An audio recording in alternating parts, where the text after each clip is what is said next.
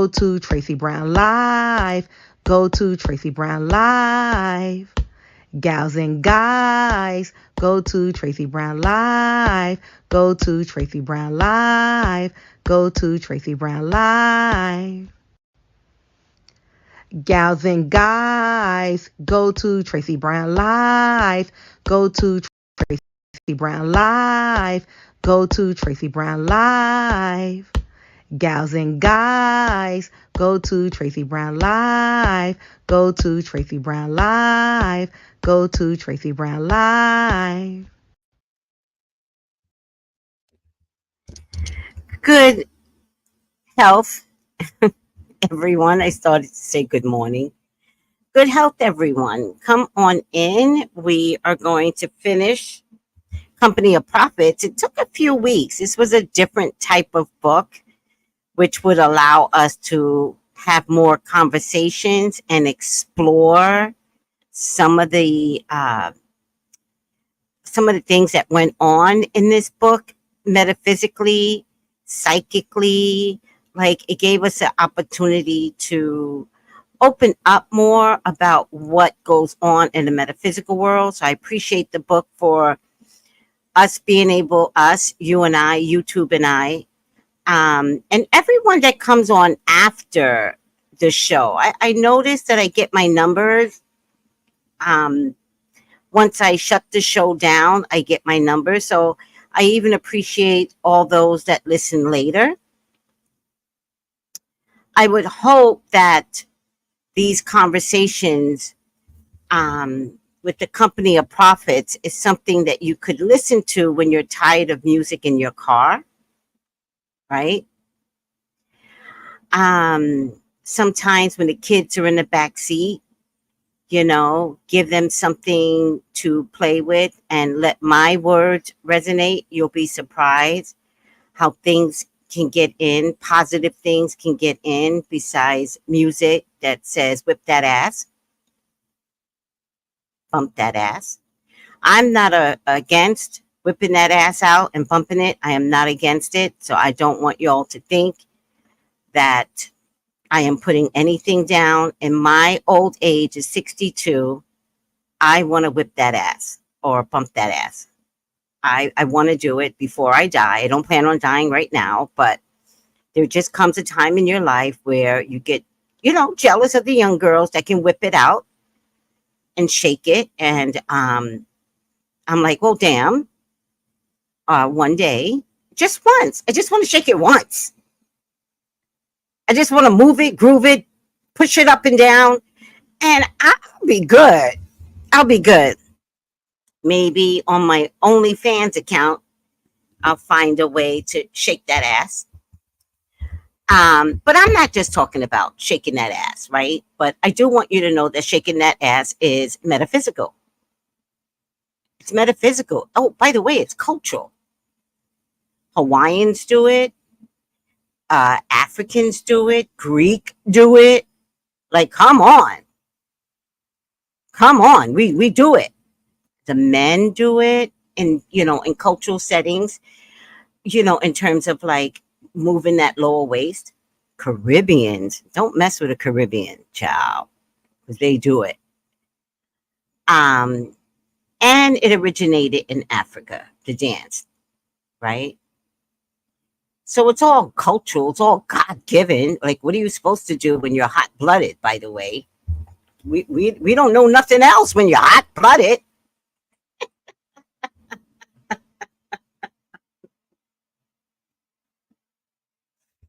Anywho,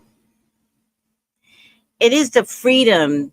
This book has allowed the freedom for us to discuss metaphysical things that a lot of people go through. Now, in this book, there was a range of all kinds of things. Even if you got one thing out the book, you've restructured your outlook in a metaphysical, psychic way. So I'm grateful and I'm honored to have found this book. I got the actual book by accident because it's outdated. So those that found it, God bless you. Some people found it very expensive, but I got mine from England, and I think it cost me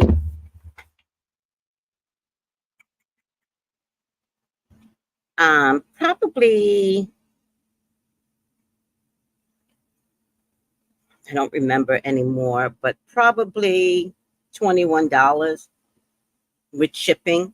Probably came from England somehow, and I found it with the help of my group mates. But I also found the PDF, free PDF. So it was downloadable. It's just not as fun that way than the real book, but at least the information is available to you. So I'm just grateful that you and I have have found our way to each other, right? I've got this new campaign where I want to talk about being friends, right? That the YouTube is the book club to come to because we are mystical misfits. And if you look at the screen, mystical misfits is the cross is there, the infinity sign, the sun, the moon, the pentacle. Oh, we're missing the Ankh. I need the Ankh. Oh, Lord. Oh, the Ankh is there. Ah, the Ankh is on the T. Male, female. A knife is always a symbol in the witchcraft of it all, candle of it all. There's always an athame, a knife. Um, this, if you look at it, this was made by uh, Sylvester Fashion Tarot. Fashion and Tarot by Sylvester, I believe is the name. Forgive me, Sylvester, if I got it wrong. Please correct me when you see this. He's on Etsy. He is an amazing artist, amazing. And look at the lettering. And I forgot what he told me the M was. I don't know. M is a piece of jewelry right there. I know the Y is a snake. I remember he explained that to me. The S might be a snake too. I don't remember. Um, an arrow for the I. I think the A is a combination of two symbols. I like the mushroom, but I'm not sure what the meaning of the mushroom is. I might have to bring him on to explain this stuff again, but he did a really good job. And then he outdid himself. And look at this one. Same mystical misfits up and at the bottom, but then he added a human being, right? And by the way, notice that this could be a male or female with the butterfly wings and all the chakras lit up. How pretty is this? Notice the purple brick road, right? We're all trying to get to a mystical misfits kind of way because unlike religion, we're not trying to all be the same. We're just trying to get to the same destination. See the difference? We're a quirky bunch, mystical misfits. And I haven't mentioned it in a while. We're a quirky bunch. I mean, when people talk to me every day, they're almost like their eyes, like when people look at me, they're like, oh, royalty.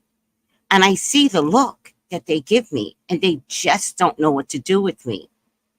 And then I give them that warm smile, and it just relaxes them.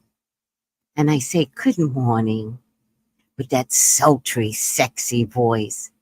And then it just relaxes them more. And then I look them dead in the eyes with the softest of eyes, with my head tilted, and boom, I got them. They're calm. They're not nervous. They're not like, oh my God, who is this woman? They figure out that I'm a saint. That's what they figure out. They figure out I'm a saint.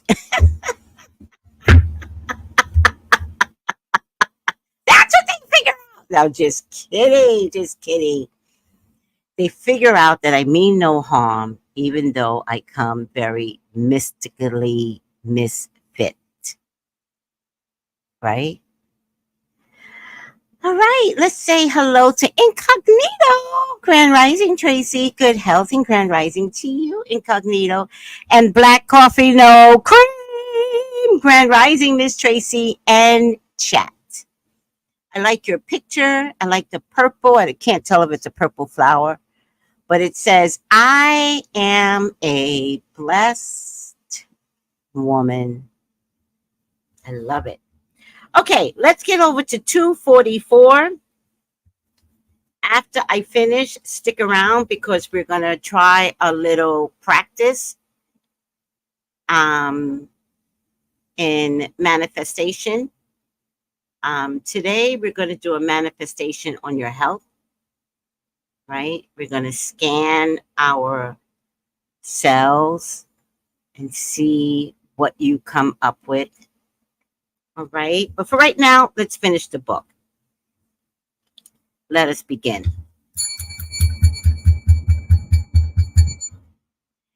When I was a little boy, I gave a declaration as part of the Children's Day exercise about Sunday school. When the program was over, old lady Murray came up to me, placed her hand on my head, looked down into my upturned face and said, Howard, God's Spirit has surely touched you. You must ask him not to pour more of his Spirit upon you than you can manage. Whew, that's a mean thing to say. Don't give me too much, Lord. Oh no, Lord. No, give it all to me. Money, riches, for jewels. All right. This is a personal recollection from Howard Thurman's autobiography, With Head and Heart. A writer of religious composition and poetry, he authored more than 20 books. A minister, philosopher, and a teacher, he educated about spirituality. Self-love is a kind of activity having as its purpose the maintenance and furtherance of one's own qualitative self-regard, and is in essence the exercise of that which is spiritual. If we accept the basic proposition that all life is one, arising out of a common center, God, all expressions of love are acts of God. It is the solidarities of life that makes it move with such ruggedness. All life is one, and yet life moves in such intimate circles of awful individuality. The power of life, perhaps, is its aloneness. Each soul must learn to stand up in its own right and live. Ultimately, I am alone. So vastly alone that in my aloneness is all the life of the universe. Stripped to the life, literally substance myself, there is nothing left but a naked soul. Once the quickness, throb of God, at such moments, profound awareness, I see to be all that there is in the world, and all that there is in the world seems to be myself.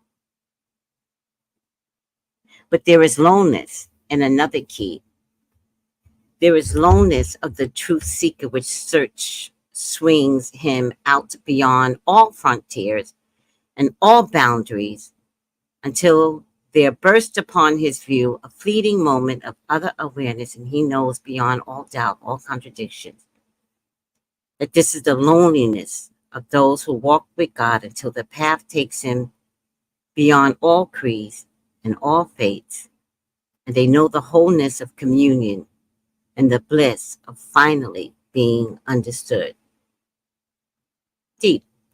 Providing perspective on Thurman's teaching, these are the writings by him drawn from Luther E. Smith's Jr. book, Howard Thurman, The Mystic as a Prophet. Smith gives his interpretation of Thurman's theme. The individual personality has ultimate significance. The person is a child of God, and his status has no superior. The welfare of each member of God's creation is important to the welfare and the whole creation.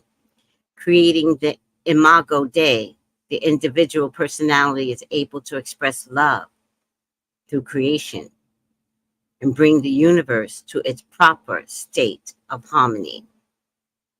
Thurman's approach as a teacher and a minister is conveyed in a publisher's preface to God and Human Freedom, edited by Henry James Young. Howard Thurman's response to firsthand experience was to share in his classroom, in the pulpit, and in print the oneness he felt with God and creation. His writing and speaking drew us beyond ourselves toward our divine possibilities. Having earned a doctorate in theology during his career, Dr. Thurman taught at Morehouse and Spelman Colleges in Atlanta, also serving as religious advisor to the students and faculty at both institutions. At Howard University in Washington, D.C., he was on faculty for 12 years. Professorship at Boston University followed. He retired from his academic career in 1965. Then his focus shifted to working within the Howard Thurman Educational Trust, a nonprofit organization with offices in San Francisco established in 1965. The activities of the trust continue today, and its purposes are described in With Head and Heart. The trust was dedicated to the education of Black youth in colleges all over the country, but primarily in the Deep South. It was also dedicated to the enrichment of religious and spiritual commitment of individuals, blah, blah, blah, who would be helped by the collection and classification of my written and tape messages and materials that were the distilled essence of my spiritual discoveries, what I have gleaned from the collective fruits of more than 40 years. Melvin Watson, professor emeritus of philosophy and religion at Morehouse College, reflected about his former teacher in God and Human Freedom. For Dr. Thurman, education was not considered to be a pouring in process, but a leading out the development of innate powers of the student's mind. He threw himself enthusiastically into the process. In the same publication appeared the comments of Benjamin Mays, former dean of Howard University, the former president of Morehouse College, on his former students' qualities as a teacher. Many times we would spend hours with a single student engaging in the search of religious truth. Students became so overwhelmed with the intellectual genius and effective teaching style of Thurman that his popularity began to emerge at the national level. He attracted students to Atlanta from all over the nation. Another author, Luther E. Smith Jr., reminisces about his association with Dr. Thurman, and shares some of his personal impressions about this teacher. There was a freedom one felt in his presence, but Thurman was well aware that life had to be disciplined, and he could be funny at times. I resonated with what Thurman was saying. Luther goes on in memory. Thurman brought me to a legitimacy of my own path. He added depth to my path. My spiritual heritage was confirmed. My contact with Dr. Thurman provided depth and clarity to my spiritual development. This included fully embracing the rational and embracing the intuitive aspects. There was something about Thurman's presence. It was not just the way he spoke. Thurman created experience, and he elevated one. He opened a door. You felt love in his presence, Luther explained. He cared, and you felt love. Having received an invitation to be a visiting lecturer at the university in Nigeria in 1963, Thurman wrote of his anticipation in With Head and Heart. I long to discover the sources of indigenous African religions, to explore the underground spiritual springs that ran deep long before the coming of Islam or early Christianity. I hope to find a common ground between Christian religious experience and the religious experience in the background and the heart of the African people. If such a common ground could be located and defined, it seemed to me that the finest insights of Christianity could be energized by the cumulative, boundless energy of hundreds of years of the brooding spirit of God as it expressed itself in many forms in the life of a great people. It seemed to me in Africa we're still preserved perhaps the oldest religious memories of mankind.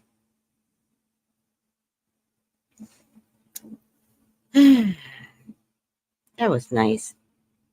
I long to discover the sources of indigenous African religions, to explore the underground spiritual springs that run deep long before the coming of Islam or Christianity.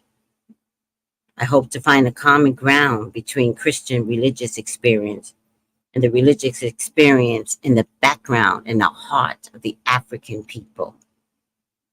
Such a common ground could be located and defined. It seemed to me that the finest insights of Christianity could be energized by the cumulative, boundless energy of hundreds of years of the brooding spirit of God as it expressed itself in many forms in the life of a great people. It seemed to me in Africa we're still preserved, perhaps the oldest religious memories of mankind. That's very pretty. Very, very pretty. All right. Let's go back a little. Hi, Lottie. Hi, sweethearts. Lottie understands love. That is why we're here. Do you know that's why Jesus came back? Jesus came back to remind us of love. Love for one another, love of mankind. The Ten Commandments had already been written, but love wasn't put in. Rules were put in, but love wasn't placed in these rules. By the way, it wasn't 10 commandments, like 365 commandments, but let's dwindle it down to 10. But love was forgotten. So God brought Jesus back for one purpose: to fight the rules and to put love in.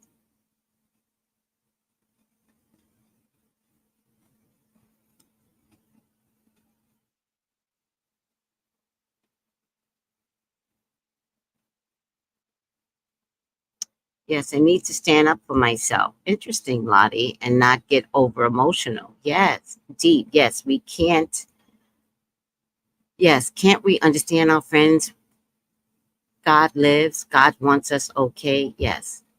These very clever people, very academic. How could they not get over academic? Well, I suppose it's completely possible, says Lottie, but unusual and special, like finding good friends.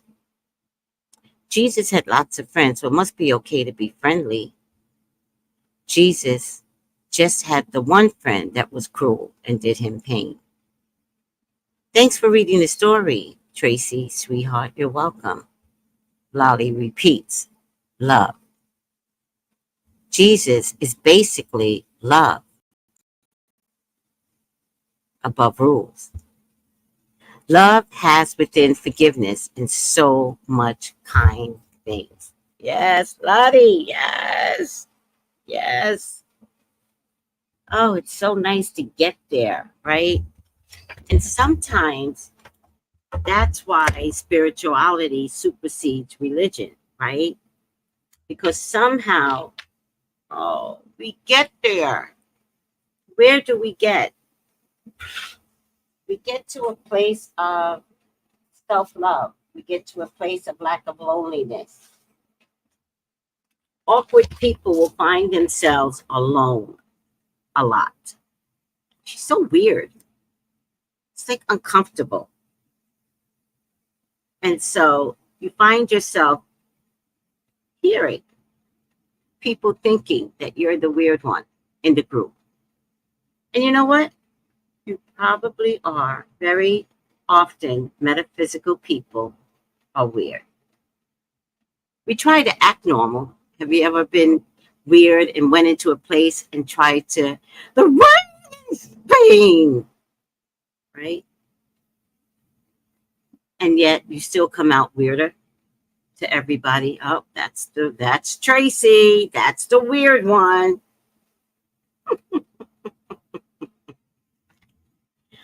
I've just learned to take the weird and like myself for it. I just go, you're right. I'm weird. Moving on, right?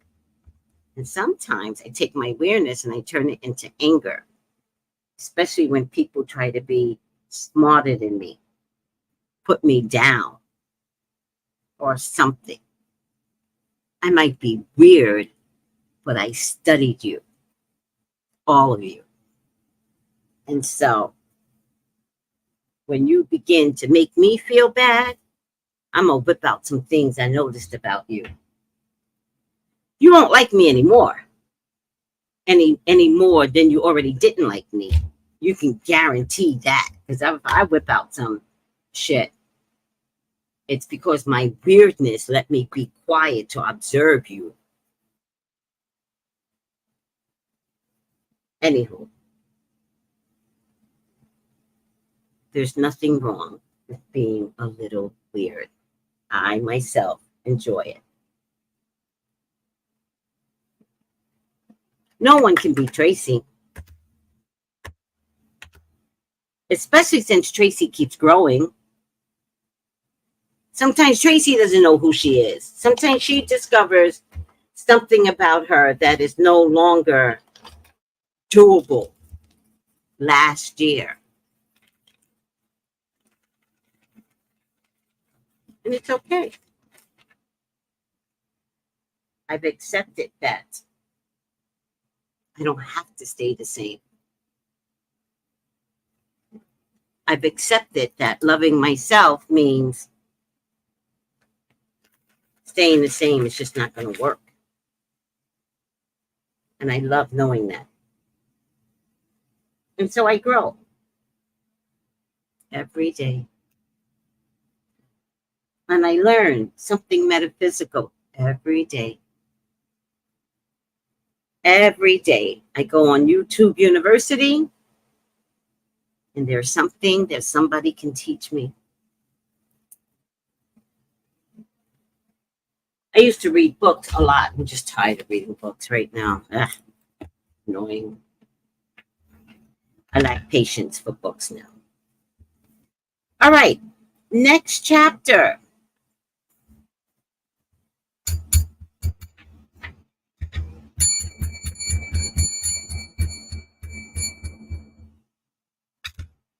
We are in search. Everybody is in search, whether they know it or not. Okay, here we go. Here's the deepness. Whether they know it or not, everybody is in search. Interesting.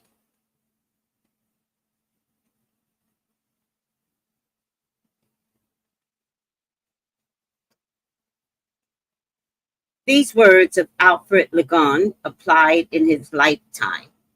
In his own search, he was inspired by his reading of the Aquarian Gospel of Jesus Christ. Hold on.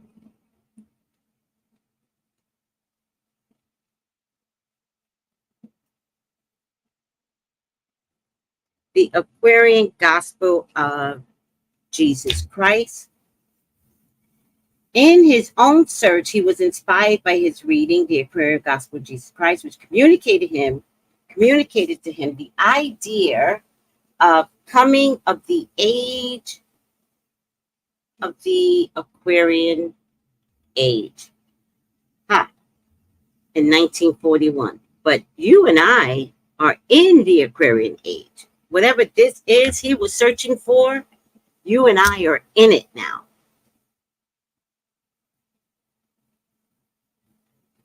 We all made a joint pact to be here at the age of Aquarius. All right, let me see. In 1941, Lagon wound up his activities in Chicago and New York and headed to Los Angeles, where he started a bookstore called the Aquarian Library and Bookstore. Before long, lectures, forums, workshops were being held on the premises, leading local metaphysicians and occultists coming to speak. Lagoon and his wife, Bernice, lectured and conducted series of study groups and held metaphysical events in the bookshop and in their home over the years. Regarding his own studies in metaphysics and occultism, Lagoon said from 1936 to 1945, I was studying, preparing myself. I was interested in being an occultist and a doctor of metaphysics. His astrological interest began in the 1930s when he read and took courses on the subject. I was actually looking for answers in terms of my life. Disappointed over being unable to establish himself in dance and the theater, started his personal search. Prior to that, I had followed since I was a small child. The theater, I was working in the dance field and the singing field in the theater in Chicago for a number of years. The circuit went from New York, Chicago, Philadelphia, Detroit, Kansas City. I was working with that, all Black companies. When they put us in the talkies, they stopped the stage productions. While in their early 40s, the Lagoons embarked upon a 20-year occult philosophy course, which they completed within the designated period of time. It was called a laboratory workshop and was also known as the Sabaean Assembly.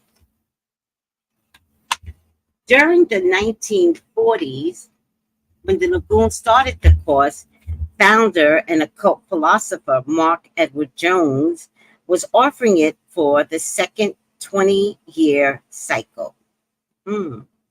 There were very few African Americans besides the Lagoons participating in the metaphysical and occult programs the couple attended or organized in the Los Angeles area in the early days. In 1965, most of the Caucasians who were engaged in metaphysical studies or programs through the Aquarian Spiritual Center and expansion of the Aquarian Library and Bookshop left because these were located in the general area of the Watts riots. Got it. They wanted me to come with them, but I had a purpose here. Some of the work we endeavor to do is in helping people to establish the beloved community. The beloved community is also the background of what we would define as the fellowship of the brotherhood of the Aquarius, where the group would get together and live in peace and harmony. I continued with the work at the center. I began to have small classes in astrology. I began to call the classes Studies in Black Gnosticism. I can't tell you what motivated me to take the particular name with the advent of Black Gnostic Studies. An interest in a bookstore and center was sparked in the African American community. The young ones started coming into the bookstore. Guys.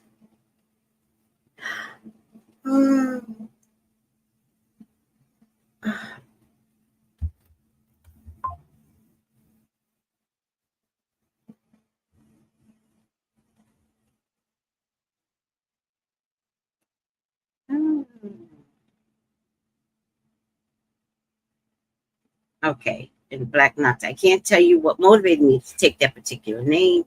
With the advent of Black Gnostic studies, and interest in a bookstore and center was sparked in the African American communities. The young ones started coming in the bookstore. In our lessons, we defined that the word Black was also used by the Sufis, Sufis, the esoteric group which is related to Islam. They used the word Black to mean wise. They used it that particular sense. If you are Black, you are wise. That was the early part of the background we studied. Let me highlight that.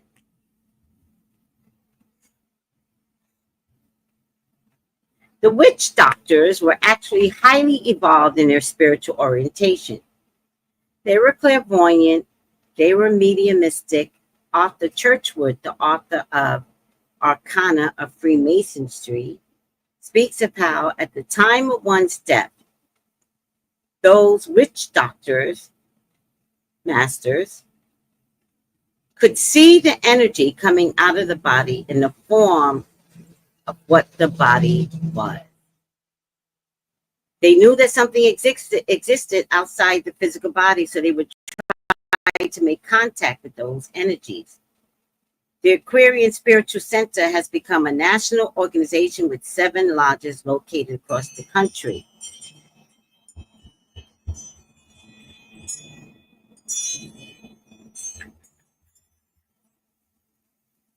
Oh, yes! Going to lunch with Richard. Yeah.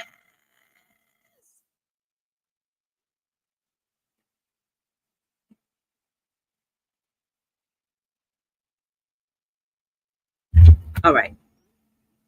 Going to lunch with Richard. Woo, woo, woo, woo, woo. Going to lunch, going to lunch.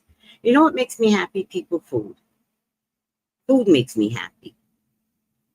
Not a man, not sex even, just food. But if I could have a man and a little sex, I don't need a lot, but just a little, man, I would be skipping around, just skipping around. All right. Right now, it's going to be food with Richard. Oh, did I tell you guys? Hold on. Driving me crazy, Miss Daisy left the island for good, or sooner. Okay.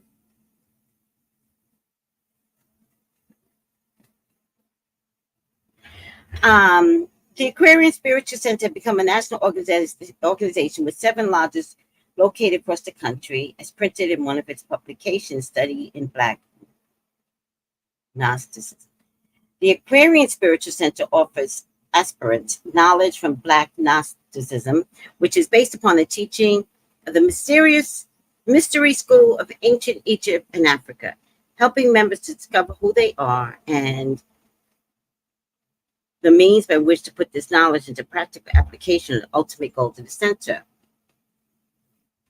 From the archaeological findings and other records that have been passed down through the ages, we find proof that the human race began in Africa. Moreover, not only are the origins of humanity to be found in Africa, but the origins of religion and Freemasonry are to be found there as well. The spiritual evolution of mankind out of Africa is based on 3 points: a belief in the powers of spirit forces and the elements of nature, earth, air, fire, water, recognizing that the continuation and health of human life is dependent upon these forces. The early Africans had greater fear and respect for the powers of nature than we have today. Psychic ability. It is well known that many early Africans have highly developed abilities in what we now call parapsychological powers. For example, clairvoyance, clairaudience, psychometry. Because the early Africans have such good psychic communication between the visible and invisible worlds, they develop a different attitude toward life and death than which we have today. They realize that life and death are unending cycles. You know, I say that all the time. I always say I have a different relationship with death.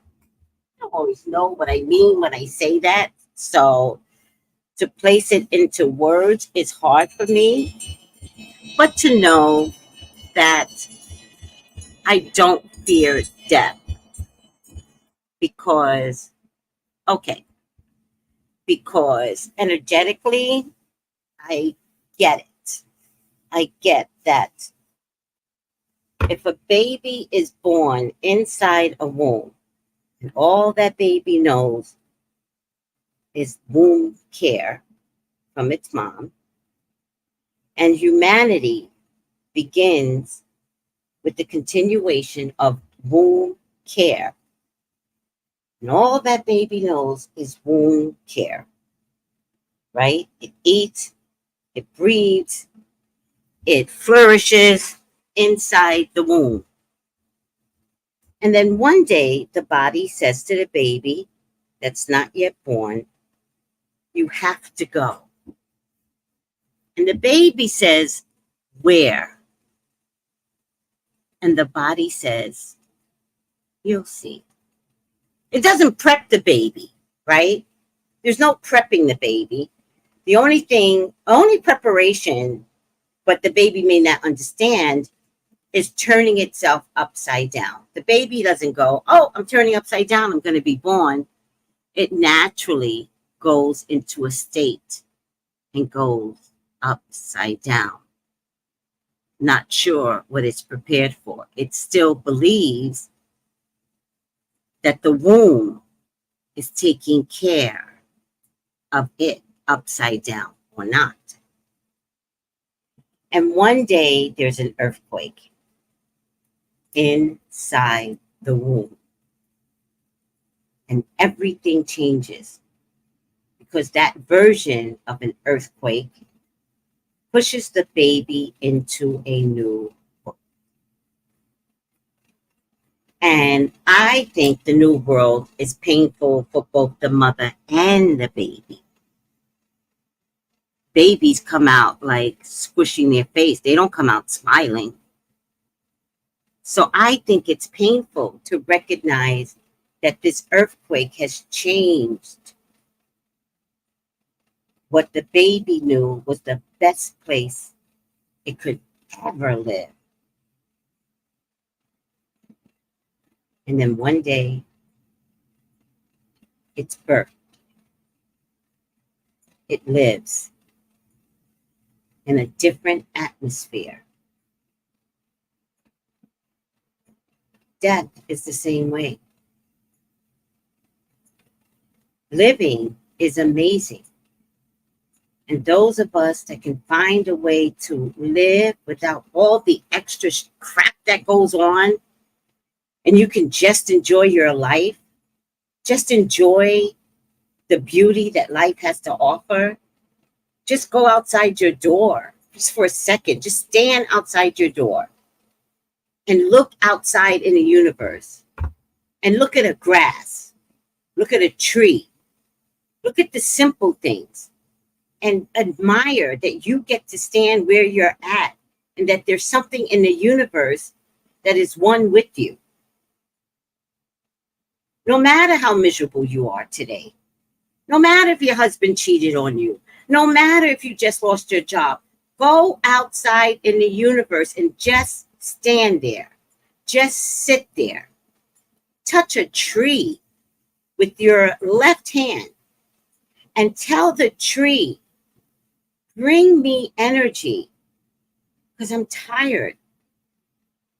But at the same time, I'm going to look at the beauty of who you are and the patience it takes for you to get where you're at, for me to touch you. Was there anything painful in the tree to get there for you to touch them? And if you could just take a moment, just today, to appreciate life in something else that may cause you to live again. Imagine one day that then that death could be amazing. that it's beautiful on the other side. That it's just another form transposed into a better form. Don't fear death. Fear living. All right, moving on.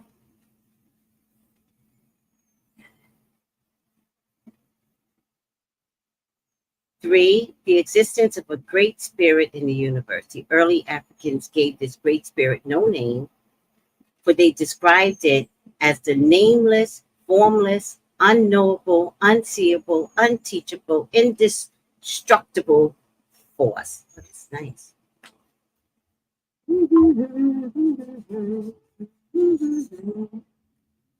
It had no beginning or ending, and did not concern itself with the everyday problems of human life. Just what we talked about. Born in Atlanta, Georgia, in 1906, Alfred M. Lagoon, a doctor of metaphysics, is a resident of Los Angeles. Dr. Lagoon says that in the field of work, of what we have to do is to bring the soul of man out and help him to utilize his soul energy instead of just being a physical person. We try to make the young ones and give them the proper kind of training, not education, because that is already in them and has to be drawn out. But finding the soul that can relate to the work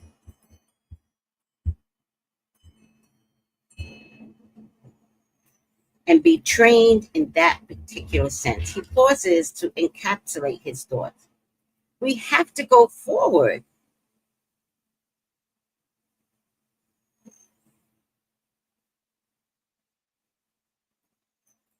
Let's see. We have to go forward and understand that those things were what those things are all about. We have to go forward and prepare the younger generation for what we would define as the Aquarian age. Oh my God, that's so beautiful. You and I are in the Aquarian age. Woohoo! We got here. What the hell are we going to do with it? I might be here. I don't know what to do in this Aquarian age. So we got to get those spiritual messages from God. We got to be trained to listen to those spiritual messages from God. We really do.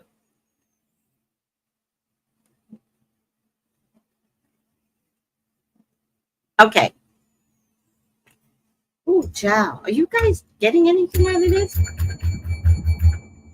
Let me look at the comments. I don't always put the comments on because it's distracting.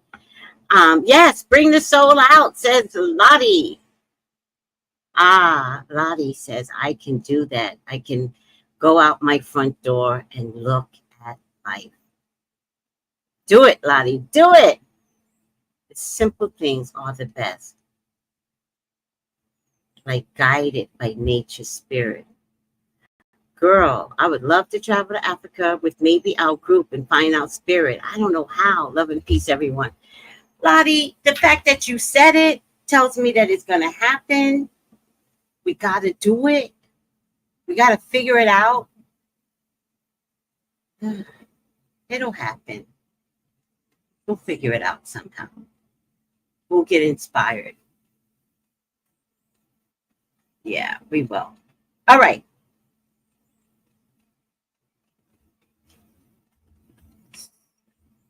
A plane crash shifted the direction of James Moyes' life in the early 1970s.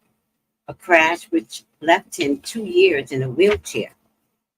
Before the accident, his training and goals were music. A pianist, James had earned a master's degree at Juilliard School of Music in New York. After being involved in the air crash, I resolved my musical career and went on further my works and studies in the spiritual realm. He was still very much in the world of music and the actress after beginning his spiritual preparation. Jane proceeds through voices, vibrations, and visions. I was born with the gift. I was first aware of having abilities at an early age. Amongst his gifts from childhood are prophecy, telepathy, and healing through prayer. Several years before the air accident, he went to Nigeria to become a Yoruba priest, one who ministers through ancient African religious traditions. I came home for a short stay. I stayed home for about 6 months to prepare myself to go back to Nigeria. I went back with the intention of staying for only another 2 weeks. I stayed for 4 years. In that time, he was initiated into the priesthood. In his training as a priest, the channels of communication with the realms of the Yoruba deities opened to James. He became a mediator between the Yoruba, I'm pronouncing it wrong, guys, I'm so sorry, divinity in the etheric world and humankind in the world of concrete realities. In each ceremony, when the person takes the saints, he is given the Orisha, the saint, in his head. Then he has given him a name which the spirit of the saint gives to him in an initiation ceremony. In the Yoruba initiation ceremony, James was given a name which in Nigerian language means king of the fountain of knowledge and youth. A teacher and a priest, James interprets the ways of the African deities for Western minds unfamiliar with African spirituality. Discoursing on the spiritual powers and the divine wisdom of the African gods and Orisha, describing their relationship with humankind. They come to the aid of human, giving guidance in the adjusting balance of events as mortals progress toward fulfilling their individual destinies on earth, and in gaining complete understanding of the spiritual nature and divine origin. James is a priest of Shango, Ifo, divination. Shango is the representation by Santa Barbara. Santa Barbara is my ruling saint. Santa Barbara is represented by the sword, which represents the thunder and the lightning. The powerful of the Orisha, the more powerful the Orisha is Shango. And remember, we talked about the sword in this picture right here, the Athami, the sword. Very, very important. In most religions, there's a machete, there's a sword, there's an Athami. It's very, very important in most religions. But I have to study more of the meaning to help explain why that is a purpose in most religions. The identities which the individual Orisha assume upon their entry to this new world correspond with those of various saints.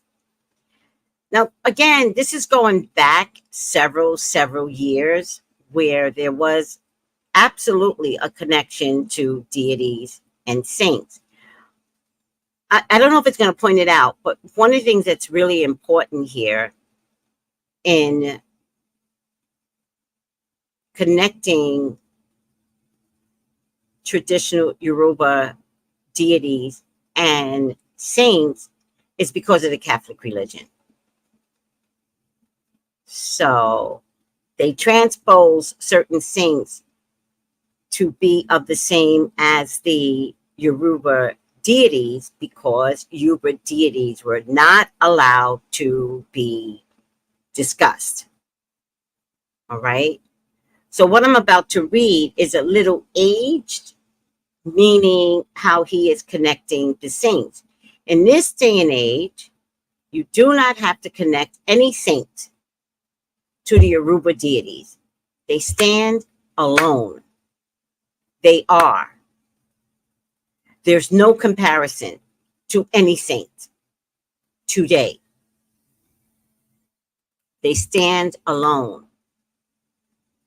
And every religion has their mythical, powerful beings. Apollo, the Greek have it, the Italians have. Fuck that. African, Yoruba, Ifa, deities stand alone. Let me continue with the book out of respect. The major Orisha, including Shango, are Oruna, Ogun, Elegua, Obatala, Jemaya, and Oshun. Obatala is the father of the gods. Elegua is represented by Saint Martin de Porres. A ceremonial sword was given to James in Nigeria. He has an obi stick, which is to tribute to Paul the Orisha. Any of the saints can heal, can cure, or they can run death, positive and a negative. And working with the Orisha, many things are possible. In his priestly duties, James performed ritual ceremonies, does Igbos, prays to the Orisha on behalf of the humankind. I go to the ocean to Igbo, to Oshun in Yemaja, and take the sword to the ocean. He consults with a variety of individuals. Some people were involved in some very serious crimes, but it wasn't that I sat in judgment. I prayed and asked the spirit that a way would be opened, that they would see their wrong and would be given another opportunity to come to justice, and it did. You have to be very much in tune to receive the warmth, the blessing that spirit has. The spirit sees sometimes you need money, they give you money. They see you need knowledge, they give you knowledge. With the knowledge, you can always get the money. Sometimes you've got the money and you don't know what the hell you want. Most of the times you have to give up to get. Sometimes you have to suffer. When you do without, then sometimes when the blessing comes, it comes in greater proportions.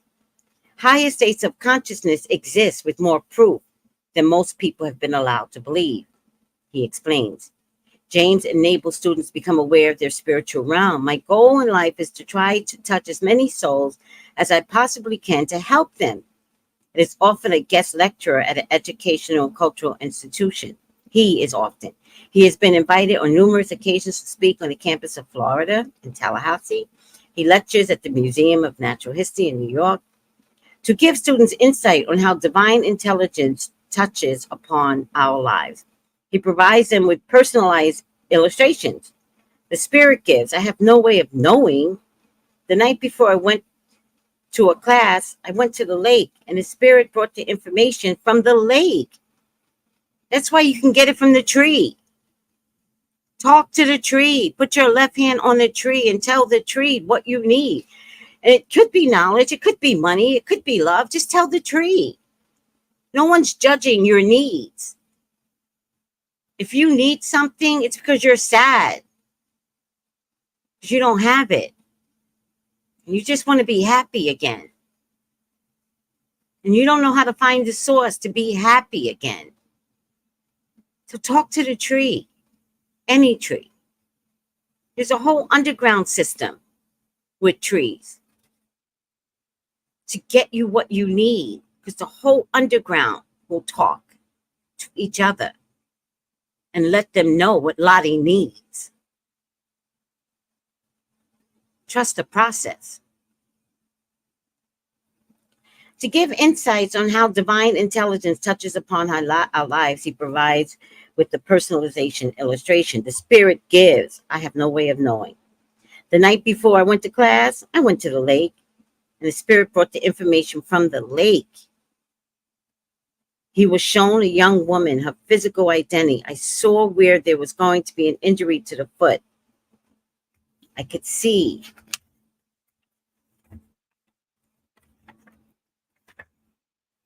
a piece of glass. The next day, James talked to the gathering of students in Dr. Naeem Akbar's psychology class. In giving the student what had been revealed the previous night, he told her she was going to have trouble with her foot. She responded, "Not me, Dr. Morey." I get that a lot in my readings. I'm like, this is going to happen. They're like, "No, Tracy, I'm not going to get pregnant. No, I'm not going to get divorced. No, Tracy." And I'm like, no, when I give you what I tell you, it's for you to understand it will come to pass. Just because it's not happening right now doesn't mean the future is not going to show up to you. This is your future. And they always come back and they always say, "Oh my God, you were right." That. Because living in the present is where you are. But when you call me, you're asking me literally for the future, and I give it. And you don't need to understand it. You don't even need to like it. You just need to listen.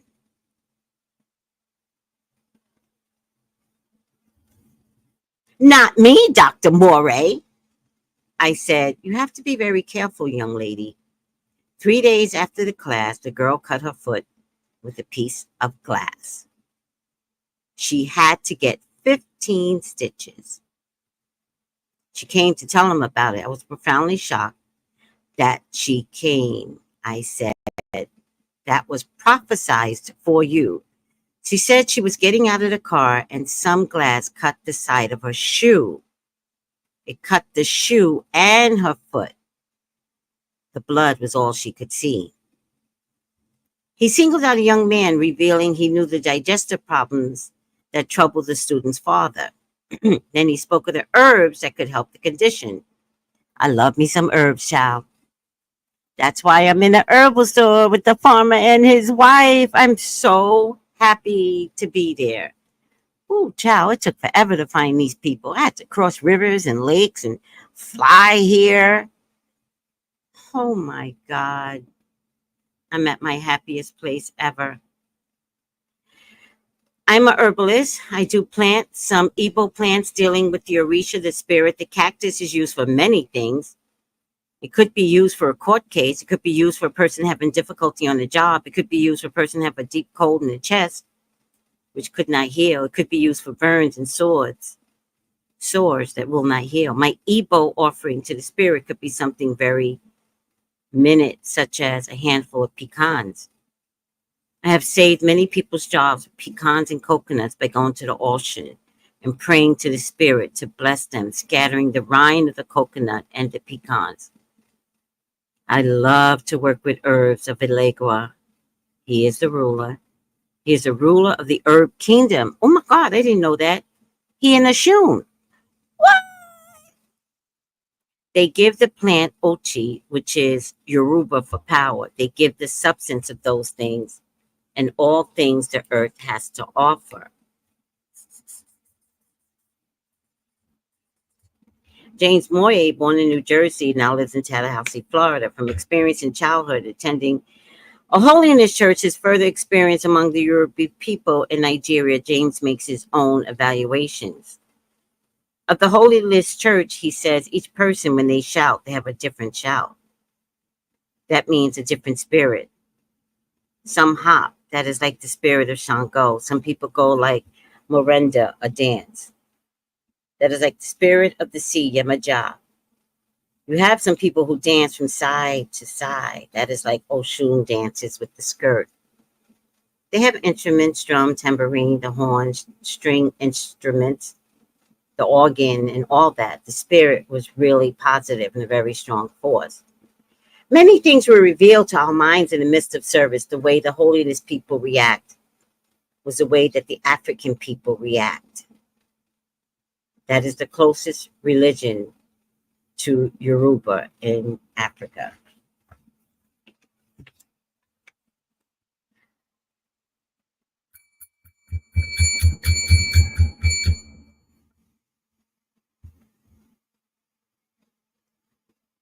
Oh my God, it's so much fun. It's so much fun. Lottie, thank you for saying that. Hi, Miss Farrell. I love working with the herbs. And one day I was crushing the herbs with my bare hands. And I remember saying to the herbs, I love that I'm doing this. I love that I'm here with you, crushing the herbs with my bare hands. And I breathe in herbs all day long, right? All I do is breathe in when I start to crush the herb, or I'm in a manufacturing room, as the farmer likes to call it. So much fun. All right. A soprano, Kathleen Carter, at one time worked with Pearl Bailey, Nat King Cole, Dorothy Dandridge, and other entertainers as a background singer. She also had a singing career at the New York Metropolitan Opera. I love opera. Now, as a psychic consultant and advisor, Catherine works with artists. like these. A lot of people in the entertainment world come to me. Entertainers are always in a contract, and they want to know where they're going with the manager, whether the contract is proper or not. That is true with those in the Metropolitan Opera. I work with some of the most outstanding singers in the Met and some of great performers in the theater. I've also worked with congressmen. I have read across the board. Catherine, a New Yorker born in Omaha, Nebraska, explains how she accomplished this transition from singer to psychic. I stopped singing around 1970. By 72, 73, had gone into this work. I had been studying all the time, was working this work around 1972 on a part-time basis. By 1973, I began doing it more full-time. It was actually 1974 that it was a full thrust. Catherine designs many study programs for individuals with specific areas relating to psychic and spiritual growth. She makes referrals to additional instructions in the development of intuitivity and the study of metaphysics. My purpose is to guide, to direct. That is a combination of psychic readings and of getting some physical principles out. I am a resource person. All these things I am about, and I feel it is my purpose to do so. Catherine counsels toward turning negative signs and conditions into positive ones. When I predict, I have a tendency to say, okay, I see this particular thing is off, but think positively about it. Let's try to stop it, ward it off. The mind is energetic. The mind can travel through the ether and ward off things. Some things which will come to pass regardless, other things can be warded off. The information she receives comes directly from super subconscious, Catherine confides. There are 3 ways I get my messages: clairvoyantly, clairaudiently, and through impressions. I might feel a certain thing. I feel it coming. The majority of it is seen through picture, form, and sound. I can hear music. I can hear cars. I can hear most of what anybody might hear in everyday life. A statement might come clairaudiently. I might hear a person speak and it's in his own tone, a certain way. Sometimes it's just my own mind hearing it. It is psychic and prophetic. She shares her thoughts about the Aquarian age. I feel as we move into the Aquarian age, people are becoming more aware of what they can do. They are more sensitive to the intelligence that is around us in the atmosphere.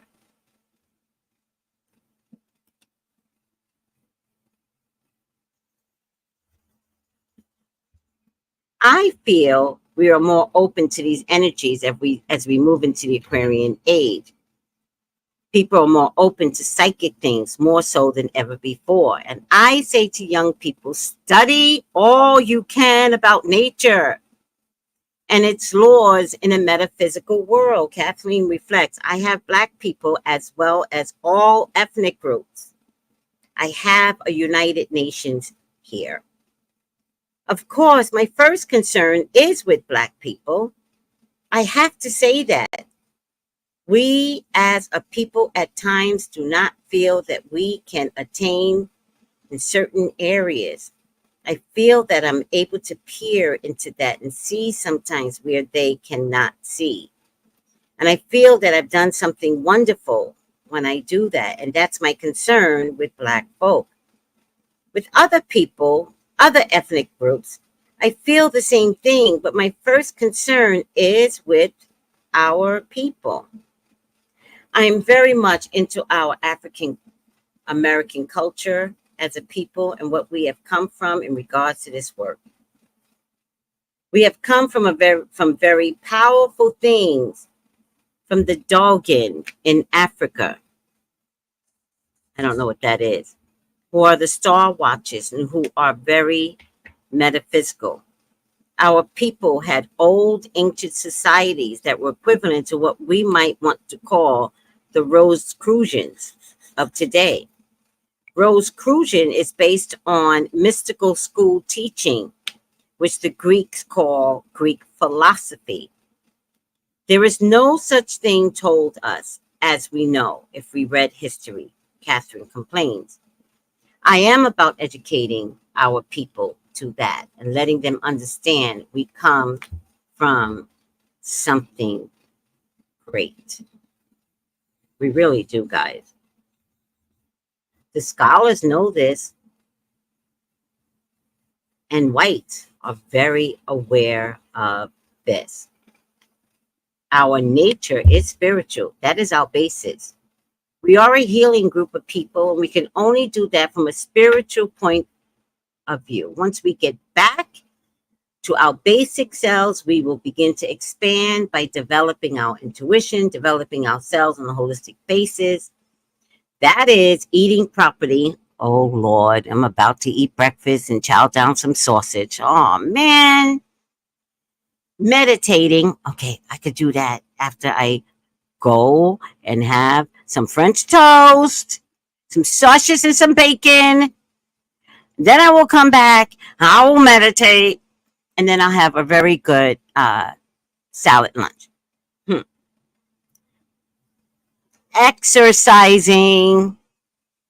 Come on, guys. We gotta exercise. Come on. And positive mind thinking. All those negative thoughts, we have to transpose them and put love into negative thoughts. So if you're saying something bad about yourself, transpose it and say something nice. And it's going to take practice. And it takes 66 days to change your way of doing things and to change your way of thinking.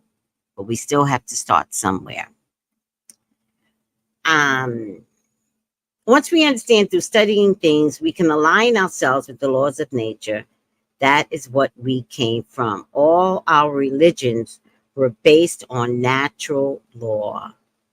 We all have genetic memory, Catherine concludes, with emphasis. Once the Black person, it says man here, but I changed it, has tapped the genetic resources, he will be a god again, as he was in the beginning. Woo, that was a nice. That's so nice. Okay, last chapter. The influence of the African religion, which Jane Moy observed in his childhood church, gives evidence to how spiritual legacy passes from ancestors to descendants. Catherine Carter, Alfred Lagoon, Louisa Teach, Howard Thurman have similar perceptions. By the way of the slaves from Africa as early as 1600s, ancient religious and metaphysical belief practices and observances for Africa were carried to the New World. The spiritual heritage of the African Americans is in this way founded in the group spirit of ancestors whose religious precepts predate Western ones. Some metaphysicians see the root of the plant's religions as beginning in Africa and India. African Americans thus reflect to varying degrees in their beliefs and practices. The earliest religion and spiritual heritage of Earth's pre-recorded history is in Africa. The individuals presented in the company of prophets, African American psychics, healers, and visionaries, of course, share in their blessings in their very singular ways of that ancient spiritual inheritance. Someday, an Aquarian spiritual ecumenical will be created among African Americans. The gathering will exist outside of all earthly religions, exterior to groups holding to restrictive belief systems, and beyond bodily, social, economic, and political orientations.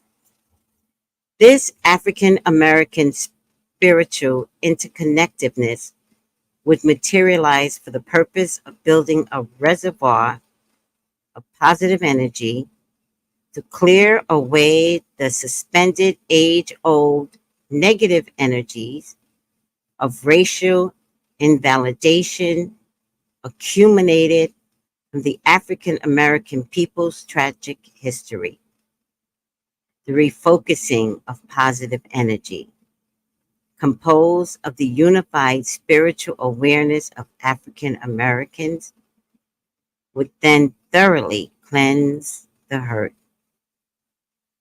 cleanse the hostility, cleanse the hate and despair, and the wounds of minimalization, dehumanization, and despiritualization. In that spirit cleansing, the collective consciousness of Black America will be heightened and subsequently revitalized. And so will each individual spiritual being who has chosen to incarnate as an African American. You chose to be Black people. Be rehabilitated in that time of transformation through the agency of group spirit and the positive masses conscious of the race. That's the end. All right, guys, we're going to do a quick meditation. If you can, if you're driving, you can always do it later. So you could turn off the radio right now. We want no accidents. But if you're in a comfortable space, kick up your heels, put your head back, just listen.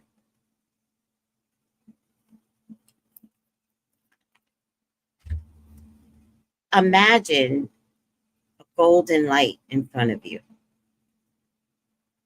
right in front of your eyes, swirling around in front of your eyes.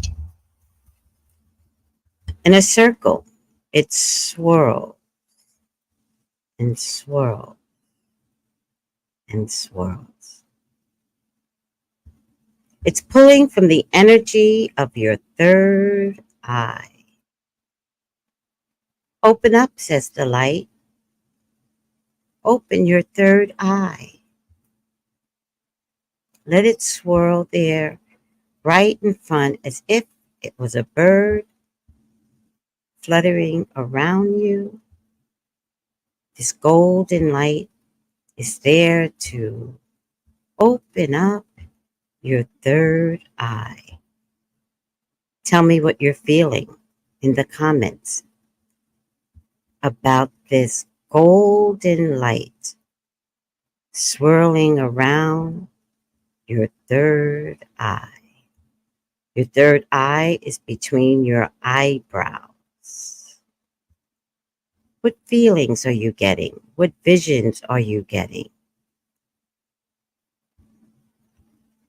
Close your eyes and see the twirling, golden, sacred geometry swirl. Just swirling. Let it swell. Let it pull from your third eye and take out anything that no longer serves your purpose, and let it put back in gently all good new information to open you up metaphysically, psychically, open up your clairvoyant, your clairaudient, all the clairs. It's now pouring into your body, into your third eye. And now it's inside of you, swirling around, talking to your brain, letting your brain know you are safe. You are safe. The eye is not closed. The third eye is open. It is not closed. So as the golden swirl is inside of your head, it can exit at any point, but it's not ready yet. It's swirling. And you're inviting this new energy of golden, shimmery light inside your head, where so much darkness and negativity have lived for years, and it's pushing out anything through the third eye that no longer serves your physical self. Get out negativity, get out hate, get out loneliness, and it's pushing out through the third eye all the things that doesn't serve its purpose inside of you. And it's fierce, and it's powerful, and it's grabbing anything in your mind that has corrupted your ability to live gracefully. Get out. Get out negativity. Get out hate. Get out lack of love. Get out fear. Get out anxiety. Just get out. It's throwing it out of your head through the sacredness of the third eye. And now it's starting to change colors. It's going from gold to what? What color are you changing? The golden cycle inside of your head. The color will matter. So whatever color the gold changes to, let me know so I can give you the meaning of that color. Whatever you're doing, you're being successful.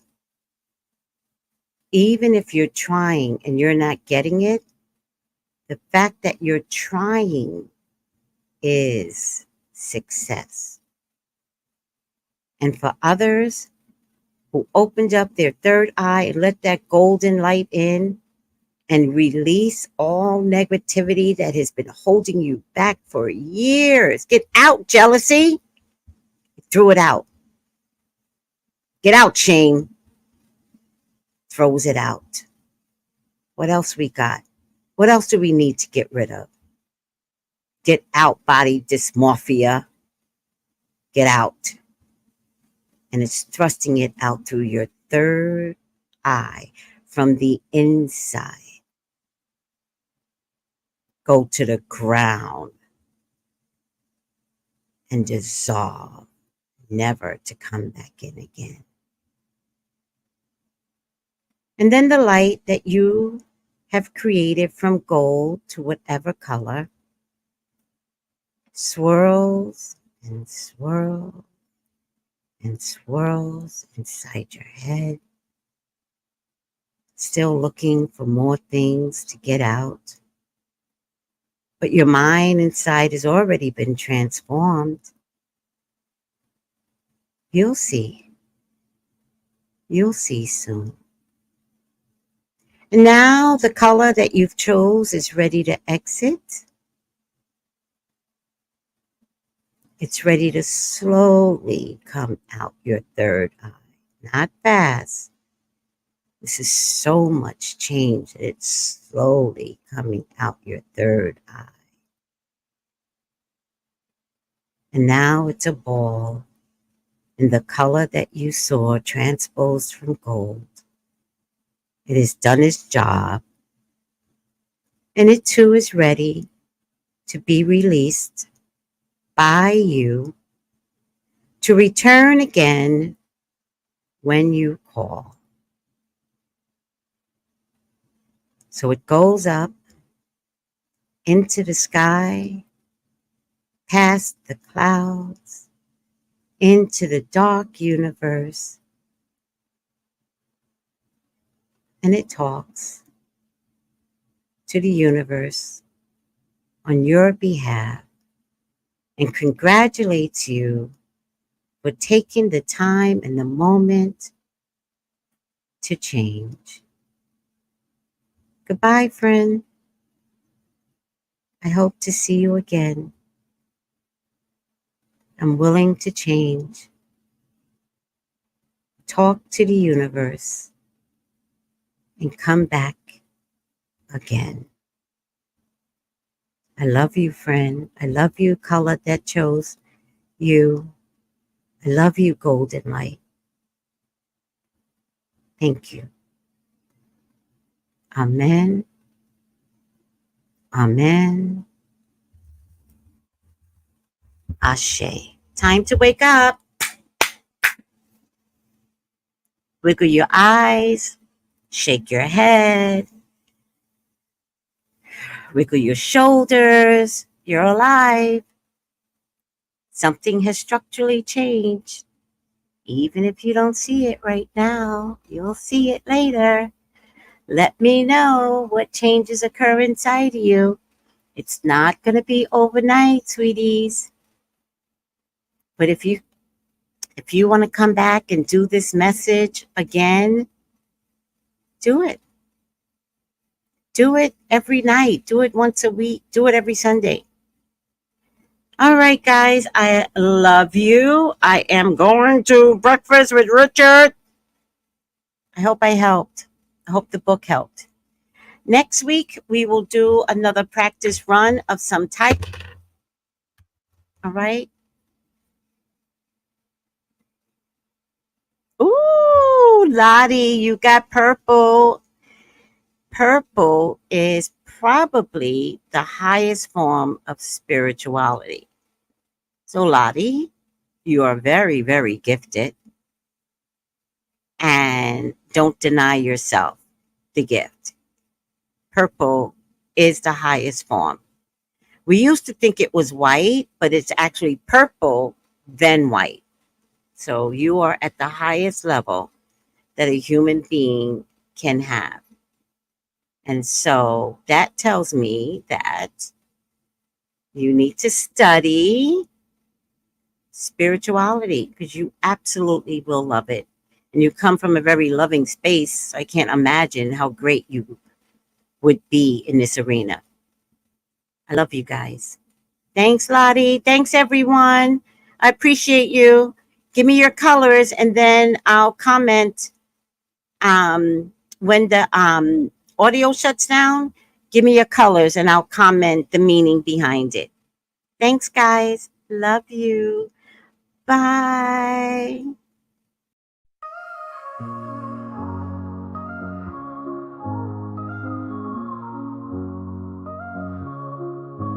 In the heart of the city, there's a lady so divine, with a gift so rare she can read between the lines, unlocking mysteries. She's the one we all admire. With a touch of magic, she sets our souls on fire. From psychic readings to rosemary oil so pure, her spirit shines bright. Of that I am sure. On TV she graces the screen with grace. Her presence is a blessing in every time and place. Pop culture psychic, in tune with the stars. She sees beyond the veil, even beyond Mars. And when the night falls, Tracy after dark, her wisdom illuminates like a powerful spark. So if you seek guidance, look no further than her door. Tracy Brown live where wisdom does soar. Through the realms of the unseen, she'll light your way. With every word she speaks, darkness turns to day. Tracy Brown live, the beacon of light, guiding us through the shadows of night. Her voice like a melody, so pure and strong. In her presence, we know we belong.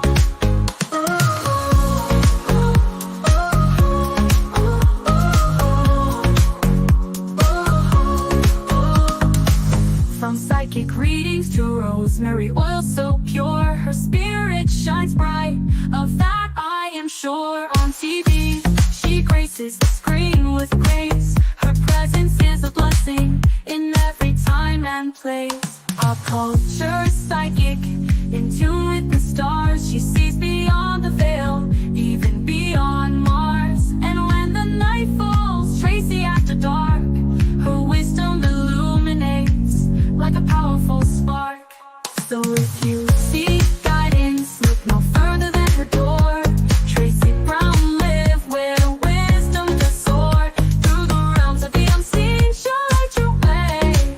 With every word she speaks, darkness darkness turns to day. Tracy Brown lit the beacon of light, guiding us through the shadows of night. Her voice like a melody, so pure and strong. In her presence, we know we belong. Tracy Brown lit the beacon of light, guiding us through the shadows of night. Her voice like a melody, so pure and strong. In her presence, we know we belong.